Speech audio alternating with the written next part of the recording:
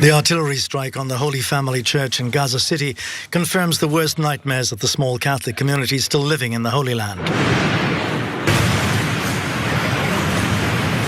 This video, recorded a few days ago, gives some idea of what it's like to live under the daily threat of being bombed. The Latin Patriarchate of Jerusalem confirms the death of 2 people as being killed. Several others have been wounded, including the parish priest. Well, the death toll has tragically risen to 3 who have been confirmed dead, meaning that 3 people were killed and 10 others injured as a result of an Israeli strike on the one and only Catholic church in the Gaza Strip. And the religious complex has also been extensively damaged as a result of this attack. Now, here's what we know about the attack. Here are the details.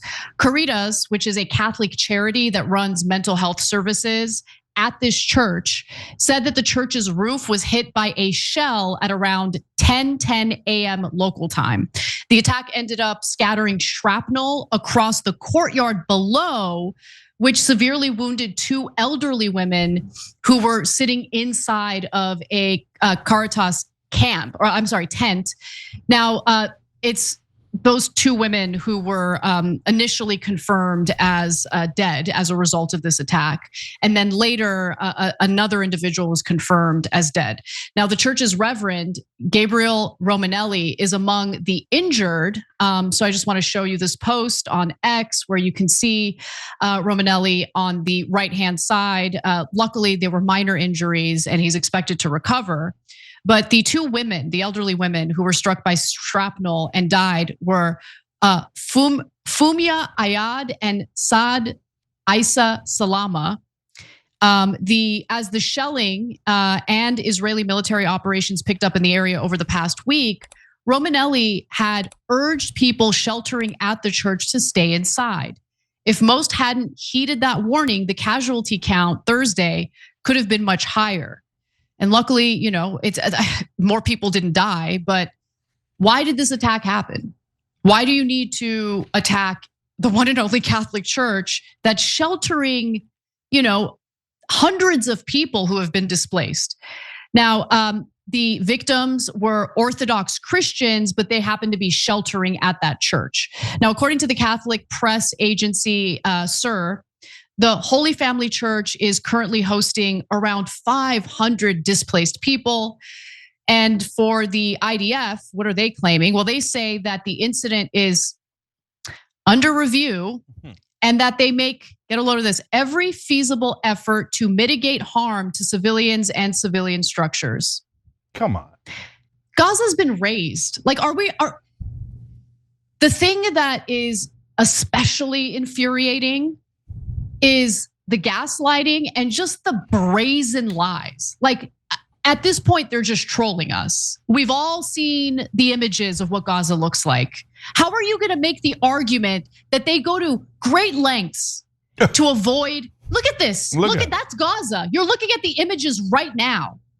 Okay, the IDF is trolling you. They're laughing in your freaking face right now. Cardinal Pier Battista Pizzaballa, who's Latin Patriarch of Jerusalem, spoke to Vatican News about this attack and said, quote, "What we know for sure is that a tank, the IDF says by mistake, but we are not sure about this.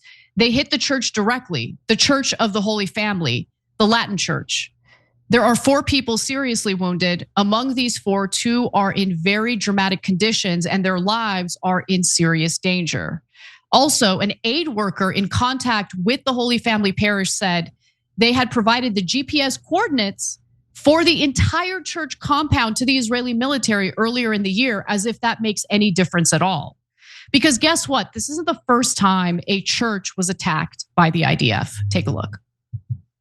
A frantic search through the rubble in the compound of one of the world's oldest churches. Hundreds of Palestinians displaced by the war had been sheltering there. The Church of St. Porphyrius has a history dating back 1,600 years. Located in Gaza's old city, it's only a couple of 100 meters away from Gaza's Baptist Hospital, which suffered a separate strike just days ago, killing hundreds. We've seen a history of the Israeli government, targeting mosques, targeting churches, and in the West Bank included. The Nativity Church in Bethlehem was attacked in 2002 during the second uprising. So the video you just watched was from October 20th of 2023.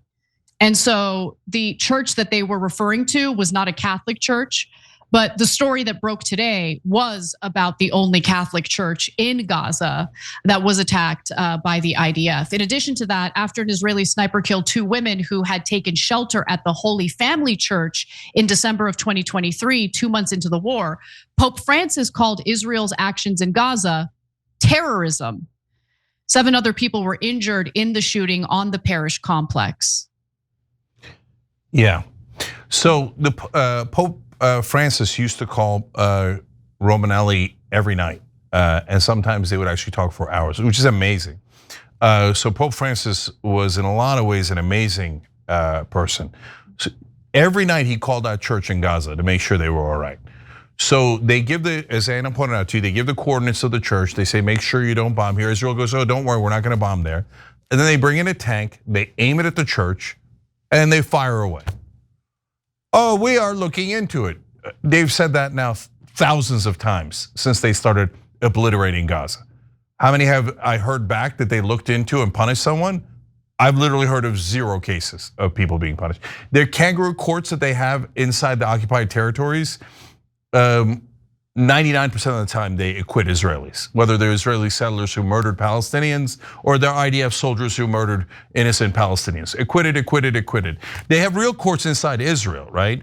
But in the camps that they keep in the West Bank and the Gaza Strip, where you have no rights and you're not allowed any kind of humanity or decency or justice, if an Israeli kills a Palestinian, they will almost always get away with it.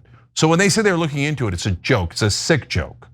So nothing will come of it. The only reason why we're even having this conversation and Israel's being a little bit more careful about this story is because it's Christians that are involved. And so this Catholic Church, by the way, I mean, this is what Christianity is supposed to be like. And this is the best side of Christianity. They provide shelter for the people who need it, because otherwise they're gonna get killed by the Israeli bombs. And Israel's like, nah, we don't care. You're giving them shelter, we're gonna bomb you anyway, right? What's the purpose of bombing a church? What's the purpose? But do you know they're paying American mercenaries $1,500 for every house they destroy in Gaza? But those houses are empty. They're not even making the excuse anymore of, oh, we were trying to look for Hamas. No, they're like, go wipe them all out so that we can come in and go, oh, there's nothing here. I guess we got to move the Palestinians. Oh, is that ethnic cleansing? Oh, we were doing it for self-defense. Were you? Well, then why are you bulldozing the homes? Why are you firing at churches? Oh, that was just a mistake. Was it? Because you keep firing into churches all the time and you wiped out like almost all the mosques, almost all the hospitals. Remember that one time, Anna's pointed this out a couple of times? It was not Israel that hit that hospital. How dare you say that we would ever hit in a hospital in the beginning of the war? Now they've obliterated almost all the hospitals in Gaza. Obliterated them. Because this is a genocide and it's not close. I mean, this is one of the craziest things I've ever seen. So God bless the Catholics, because they're taking in everybody, including the Greek Orthodox women who were killed there, taking in all sorts of Christians. So here, we've got a poll question for you guys in the live chat. Shows live 6 o'clock every day, check it out, and be part of it. So will this change how any religious conservatives think about Israel, yes or no? And so now normally I'd say with you guys, 81% no, because nothing ever changes, right? They came up with this total fictional end times theology. I mean, Israel won the lottery with this theology. Some lunatics in the 1970s in America just made up things that are not in the Bible. And they say, oh, Jesus is gonna come back. But before Jesus comes back, you have to have Israel, and Israel has to be larger, it has to be greater Israel, it has to take over more Muslim land, it has to destroy the Al-Aqsa Mosque. Otherwise, Jesus doesn't return. So Israel better do it. So all the Christians in America are like, oh, Israel, destroy the Muslims, Israel. Not all the Christians, the ludicrous evangelical Christians who believe this stuff. overwhelming majority of Christians in this country, just like every other religion, just like Jews, Muslims, Buddhists, everyone are good people trying to do the right things, like the beautiful people inside this church, right? So, but they convince them. But these days, it's starting to break down. Like Thomas Massey going, wait, I thought we were pro-life. Why are we paying for killing 20,000 Gazan children? What are we doing here? Why are we funding them? And now a lot of different Christian leaders, Massey's a politician, but some Christian leaders, some politicians, some pro-life figures coming out and going, what part of killing 20,000 children is pro-life? And you missed every time? You missed every time. You can blow up pagers, you could do the most sophisticated attacks. You knew exactly where Hezbollah was, you knew exactly where the Iranian politicians were, scientists were, diplomats were, the most sophisticated intelligence agency in the world. But golly gee, we missed 20,000 times. Oh golly gee, did we purposely destroy all of your buildings and your places of worship and your hospitals? They're doing it on purpose. If you can't see that, you're just totally blind, 100% blind. And when you kill civilians on purpose, there's a name for that. Pope Francis was right. It's called terrorism. And Israel, it's heartbreaking, but at this point, is clearly a terrorist state. It's not close. Hamas killed 815 civilians. We condemn it with all of our fiber, right? Poor kids that didn't have anything to do with it. 36 kids, 20,000 kids, 815 dead. 58,000 dead. 815 civilians killed overall. Now 870 kids under the age of 1 killed by Israel. But then they say, no, you're not allowed to say that because that's a trope. But it's not a trope when you actually do it and it's a fact. It doesn't, and by the way, this is, as we say 100 times over, maybe 1,000 times at this point, this isn't about Jews. They call themselves the Jewish state and they think, well, I get to hide behind Jewish people all across the world and say, if you criticize this particular right-wing government, you're offending all Jews. No, the Jews didn't vote for this. Jews across the world have nothing to do with Israel. Jewish Americans here are Americans. Don't put it on them, and by the way, don't put them in danger by saying, no, we're doing this on behalf of the Jewish state. That makes it 1,000 times worse, but it doesn't matter because there's nothing you could say to this vicious right-wing government of Israel that they'll ever listen to. Power corrupts, and absolute power corrupts absolutely. And right now, because America has given them a green light and a blank check, they have absolute power, and this is what they're doing with it. Just want the killing to stop, and it's not going to. It's just going to continue with the support of our resources, our bombs, and it's deeply shameful. It's the injustice is overwhelming. Every time you ring the bell below, an angel gets his wings. Totally not true, but it does keep you updated on our live shows.